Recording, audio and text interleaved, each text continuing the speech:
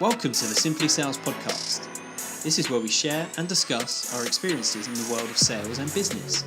Each week, we will provide you with actionable content to help you improve your sales game. Thank you for taking the time to listen. We hope you enjoy this episode. Welcome to episode 16 of the Simply Sales Podcast. On this episode, I'd like to discuss emotional purchases versus logical purchases. Now, I believe you can apply Pareto's principle to anything, and that's the 80-20 rule. I'm not going to go into that. If you don't know what it is, then just Google it, or maybe perhaps we can do it on another episode. But essentially what it means is whatever you look at, so if you was looking at, say, the clothes in your wardrobe, you could say, well, 80% of the clothes in the wardrobe I wear 20% of the time, or 20% of the clothes in the wardrobe I wear 80% of the time. And you can flip that model back and forth, but 9 out of 10 times it pretty much works for everything. So if we take emotion and we take logic, when a customer buys a product, okay, a certain percentage will be based on an emotional decision, and the other part will be based on logic. So if we're looking at Pareto's principle of the 80-20 rule, if we take your retail individual customer and consumer that's going to buy a product for themselves, so let's say maybe a car, they're going to buy that based on a combinations of emotion and logic. But if it's a retail car for themselves, it's going to be 80% of their decision will be based on emotions, and the other 20% is going to be based on a logic. So, if they're looking at emotions, they would ask themselves questions like, is it going to make me feel good? Can I see myself driving it? They're all kind of like emotional questions. And if they're putting the logical side towards it, it's, can I afford it? Can I justify it? They're kind of logical decisions. And you may hear someone say, my heart wants me to buy it, but I'm a little bit torn, and my head is saying, can I afford it or can I justify it? That's basically when someone says to you that, that they want to buy it based on their emotions, but then they're trying to, justify whether they can afford it, or whether they should buy it, or whether they shouldn't buy it. Now, if you take the 80-20 rule of emotion and logic and you apply it to a business customer, so that's someone that's buying a product or service for a business. So let's stick with the vehicle product. So someone's buying a van for their business. They're mainly going to buy based on logic. So 80% of their decision will be based on logic.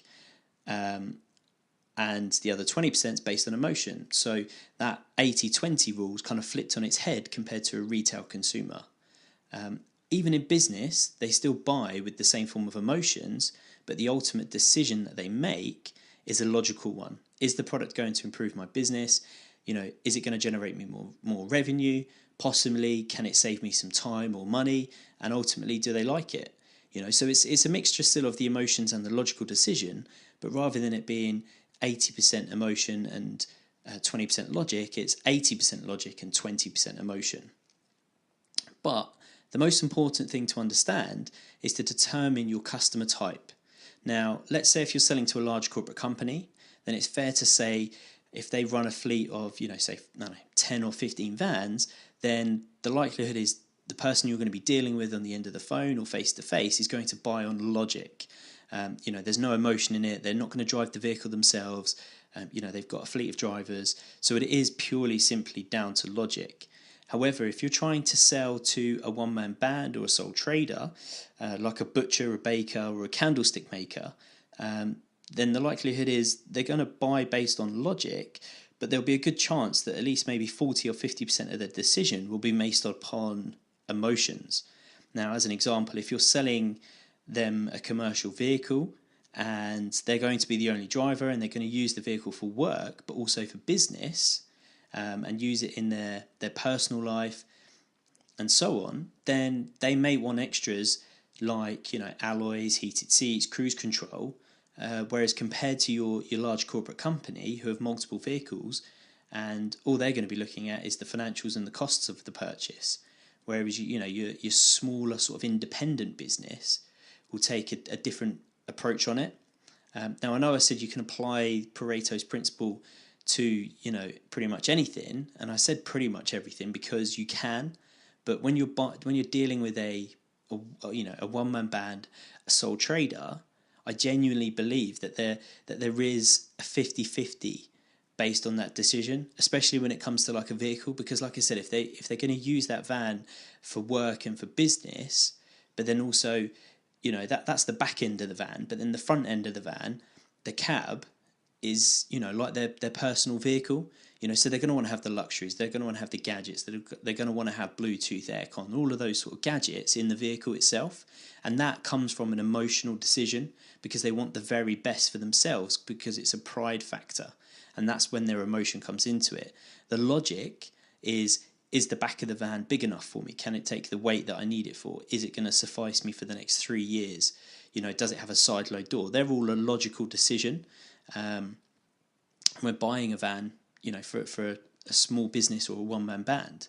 Now, all of those things are great, but the one and only simple way to determine your buying type is to ask them the right questions and to ensure that you know your customer, and that way you can then provide them with the very best level of service, but also provide them with a solution to their problem, you know. And at the end of the day, I talk about it in one of the previous episodes, but qualification to the customer is key. You know, if you find out who your customer is, what they want, what they don't want, you know, there's a good chance that you will sell them a product because you will find them a solution to their problem. And that is the simplest thing with selling anything. Find a solution to the customer's problem and present it to them. And if you do that every time, you'll sell them a product.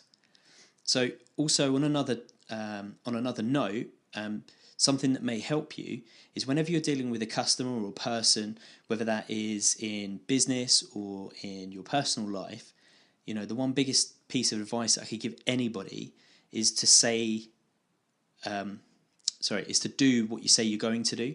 So don't overpromise to the customer, you know, or don't overpromise to your friend or family, neighbor, whatever, that, you know, you're going to do something and then don't do it. Because then if you let them down, you know, not only are they going to be disappointed in you and potentially tell other people, oh yeah, you know, he said he was going to do this for me and he hasn't, but also you're letting yourself down, because in today's market, in any business, you know, you are your own personal brand.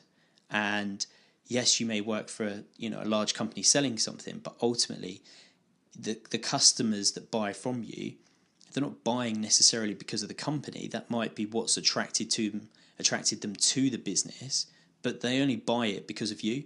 Now, you know, if you're in an industry where you get repeat customers, these customers then over time, if they like you, they know you, they trust you, they become friends, and they buy back from you because of you. They don't buy because it's the company you work for. They buy it because it's you and they trust you and they know that you're going to do what you say you're going to do. And it's that trust element. Now, if you overpromise and you don't deliver, you break that trust element, and the likelihood is they probably won't buy from you. They might buy the same product, but they may go to another business to buy it from, you know, unless obviously you're only selling a specific, you're only company selling something, which is very unlikely because there's always competition out there for everybody. So that's just some food for thought there. So just a quick recap. So your retail, individual, direct consumer customer will buy based on mainly emotions and a little bit of logic. Your business to business customer is going to buy mainly on logic, but also a bit of emotion. And if you're dealing with a small one-man band, local business, the likelihood is they're going to want a bit of both. But the only way to know that is to ask them the right questions, find out who they are, find out what problems they've got, provide them a solution to their problem. Thank you for taking the time to listen to this episode. We hope you enjoyed the show. If you did, we'd really appreciate it if you could leave us a 5-star review on iTunes or Stitcher. If you would like to connect with us, you can follow us on Facebook and Instagram at Simply Sales Podcast. Alternatively, you can head over to the website simplysalespodcast.com.